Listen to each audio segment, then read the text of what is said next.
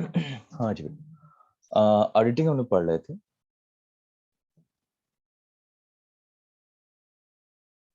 Auditing में हमने audit report start किया था चैप्टर, है ना? ऑडिट रिपोर्ट ही क्यों कहा जाता है? ऑडिट रिपोर्ट की स्पेशलिटी ये हो जाती है कि ऑडिटर जब पूरा ऑडिटिंग का काम खत्म करने के बाद जो रिपोर्ट तैयार करता है उसी को ऑडिट रिपोर्ट कहते हैं।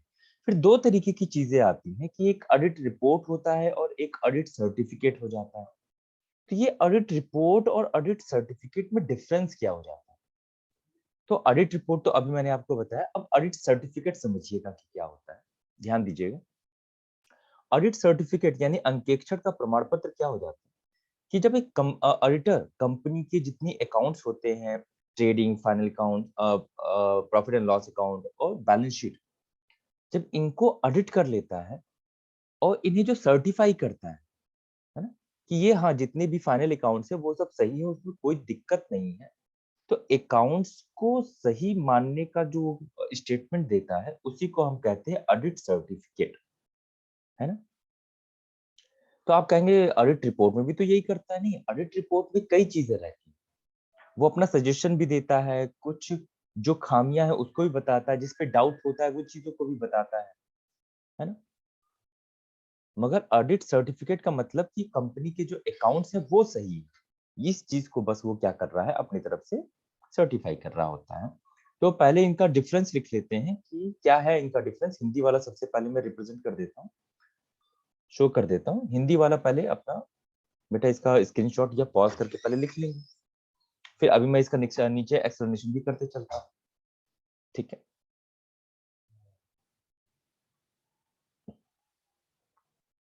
तो बेटा जब ऑडिट रिपोर्ट और ऑडिट सर्टिफिकेट, ऑडिट रिपोर्ट का क्या हो जाता है नेचर कि it is an expression of opinion. आपको बताया था ना कि ये ऑडिटर जो होता है अपने विचार देता है, अपने सजेशन देता है क्या, और इसको डाउट लग रहा है तो डाउट, सजेशन, ये सब क्या है, ये सब ओपिनियन होते हैं उसके। तो ऑडिट रिपोर्ट का नेचर होता है ओपिनियंस देने का, एक तरीके का होता है। और ऑडिट सर्टिफिकेट जो होता है वो ये बताता है कि जितने अकाउंट्स हैं वो एक्यूरेट है कि नहीं। तो एक्यूरेसी को बताने का, करेक्टनेस और एक्यूरेसी, अकाउंट सही है और एक्यूरेट है कि नहीं है, इससे रिलेटेड होता है। फिर बेसिस ऑफ ऑडिट, इसका बेसिस क्या होता है? ऑडिट रिपोर्ट बनाने का पहले से क्या होता है, assumptions और estimations के बेस पे होता है। एक ऑडिटर पहले से कुछ नियम कानून बना के चलता है कि मैं ऑडिट करूंगा तो किस आधार पे करूंगा, किस तरीके से उसे आगे बढ़ाना है। तो जब ऑडिट रिपोर्ट की बात करते हैं, ये assumption और estimation दोनों पे आधारित होता है। मगर जब ऑडिट सर्टिफिकेट की बात करते हैं तो यहाँ पे हम बात करते हैं कि अकाउंट सही है कि नहीं, जो डेटा लिखा हुआ है, जो नंबर्स लिखे हैं वो सही हैं कि गलत है। तो ये एक्चुअल फिगर पे काम करता है, वास्तविक चीजों पे काम करता है। ऑडिट रिपोर्ट में उसकी सोच, उसके विचार, उसके एजम्पशंस, धारणाएं, ये सभी चीजें काम करती हैं। तो ये अंतर हो जाता है। फिर बात करते क्रिटिसिज्म की, आलोचना की। ऑडिट रिपोर्ट का क्रिटिसिज्म किया जा सकता है। क्यों किया जा सकता है कि एक ऑडिटर ने अपनी ओपिनियन दिया, अपनी कुछ विचार दिए, सजेशन दिए, मे बी शायद कुछ गड़बड़ हो जाए, सिचुएशन गड़बड़ हो जाए तो सही ना साबित हो। मगर ऑडिट सर्टिफिकेट क्या होता है, इसका क्रिटिसिज्म नहीं हो सकता। ऑडिटर ने कह दिया कि भाई अकाउंट सही है तो बात खत्म, अकाउंट सही है। फिर स्कोप की बात करते हैं। स्कोप मतलब कहाँ कहाँ यूज कर सकते हैं, एप्लीकेबिलिटी कितनी ज्यादा रहती है, कितना प्रयोगशीलता रहती है इसकी।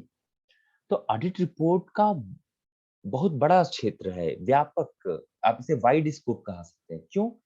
ऑडिट रिपोर्ट में अकाउंट्स के भी बारे में रहता है, डाउट के बारे में रहता है, सजेशंस रहते हैं, तो ये बहुत सी चीजों का वो शामिल करता है अपने अंदर।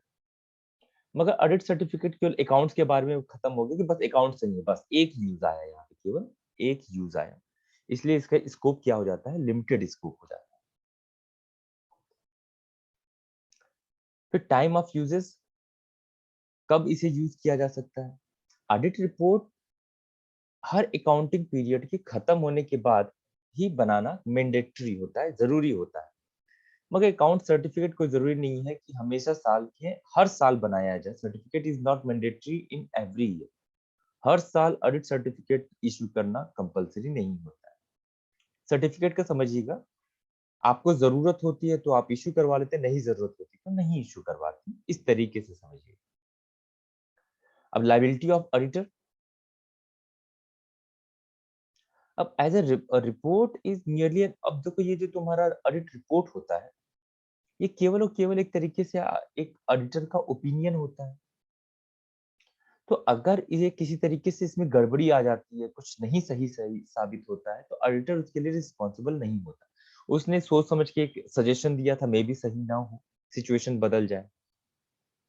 सजेशन आपके ऊपर डिपेंड करता है, आप मान रहे हैं कि नहीं मान रहे, तो आपकी गलती हो जाती है। उसने सजेशन दिया, आप उसे सही समझे तो फॉलो कीजिए, नहीं समझ रहे सही तो मत फॉलो कीजिए। ऑडिट सर्टिफिकेट का क्या होता है बेटा, ये भाई ऑडिटर की अब रिस्पॉन्सिबिलिटी में आ जाता है कि तुमने अकाउंट्स चेक किया तो किस आधार पे किया, अब आपको वो सारी चीजें बतानी पड़ेंगी। अगर ऑडिट चेक किया गड़बड़ हो गया तो अब आपकी अकाउंटेबिलिटी आ जाती है, कहाँ आपसे गलती हो गई, फिर गलती से गलती हुई है कि जानबूझ के गलती हुई है, अब इसे भी आपको साबित करना पड़ेगा कि गलती से गलती हुई है। जानबूझ के गलती हुई है तो मतलब फ्रॉड का केस आ जाएगा, तो इनसे अब बचना पड़ता है उन्हें। तो ये ऑडिट रिपोर्ट और ऑडिट सर्टिफिकेट का क्या होता है, डिफरेंस होता है। ठीक?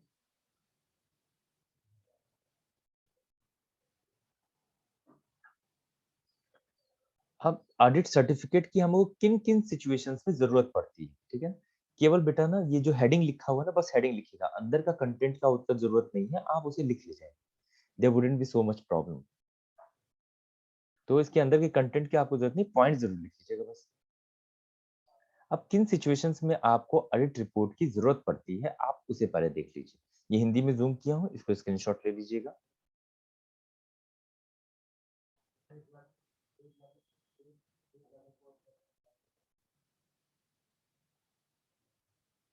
अब इंग्लिश में देख लेते हैं। देखो, यूजफुल फॉर द प्रोस्पेक्टस, अभी एक लाइन इसमें लिखना जरूरी पड़ेगा आपको इसका एक्सप्लेनेशन में। देखो, यूजफुल फॉर द प्रोस्पेक्टस, अगर एक पहले से जो कंपनी है, पहले से कंपनी, एग्जिस्टिंग कंपनी, उसका अस्तित्व पहले से है, तो ऐसी कंपनियां अगर प्रोस्पेक्टस इशू कर रही हैं, पैसा शेयर इशू करने के लिए जो भी प्रोस्पेक्टस इशू कर रही हैं, तो ऐसी कंपनियों को ऑडिट सर्टिफिकेट की जरूरत पड़ती है ना, उन्हें जरूरत होती है इसकी कि वो ऑडिट सर्टिफिकेट इशू करवाए, अवेलेबल करवाए अपने पास। कब? जब पहले से ही एक कंपनी है और वो अपना फिर से एक नया प्रोस्पेक्टस इशू कर ली तब।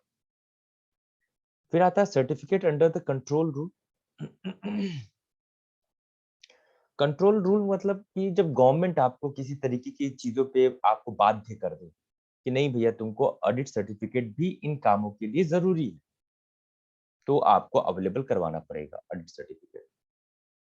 और तीसरा और आखिरी, अगर कंपनी बंद होने जा रही है, खत्म होने जा रही है, तो उस समय ऑडिट रिपोर्ट की क्या होती है, जरूरत होती है at the time of liquidisation of company, company बंद होती है।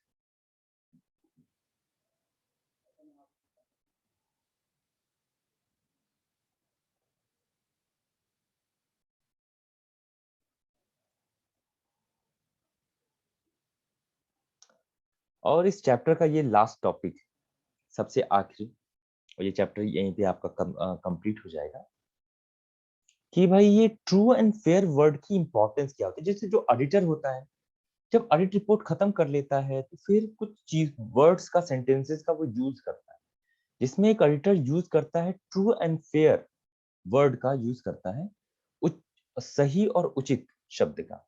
तब इसके क्या मायने होते हैं उसको पूछा गया है क्वेश्चन में।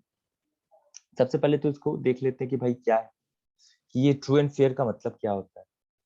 देखो, ये सेटिस्फेक्शन को बताता है और उसकी ऑथेंटिसिटी को बताता है कि एक ऑडिटर ने सभी ऑडिटिंग का काम कर लिया है और उसको लग रही है कि सभी चीजें एकदम सही है, कोई दिक्कत नहीं है कंपनी के काम में, कंपनी के रिकॉर्ड्स में कोई प्रॉब्लम नहीं है, तब वो ट्रू और फेयर वर्ड का यूज करता है, जो बताता है कि चीजें सही है ना। लिखा हुआ है यहाँ पे, the concept of true and fair is a fundamental concept of auditing.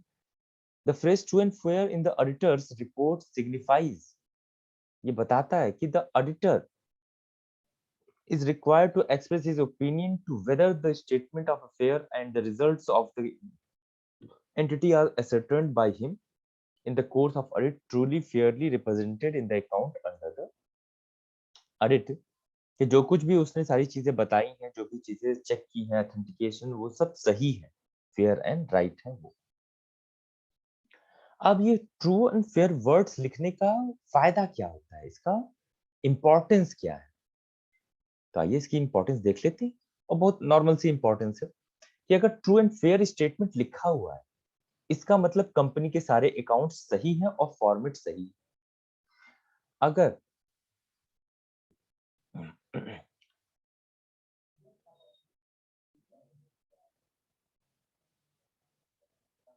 पहले वाले में मैंने ध्यान नहीं दिया, यहाँ पे जो फाइनल स्टेटमेंट है, अकाउंट्स हैं, वो सही फॉर्मेट को फॉलो करते हुए बनाया गया, सही फॉर्मेट को फॉलो करते हुए बनाया गया, इसको बताने का काम करता है। अब जो मैं पहले बोल दिया था वो दूसरे पॉइंट में था। ये बताता है कि सभी जो फाइनल अकाउंट्स हैं वो सही हैं कंपनी के, उसमें कोई दिक्कत नहीं है।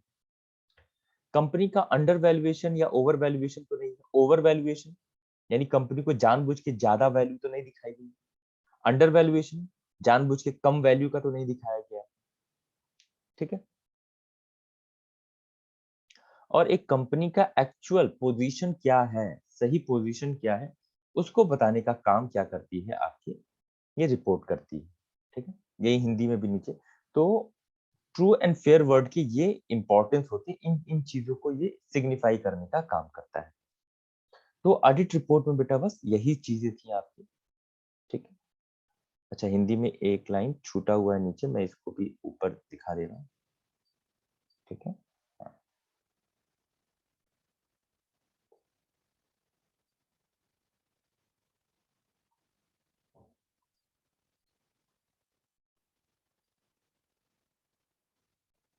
इसके बाद तो टैक्स की चीजें हैं।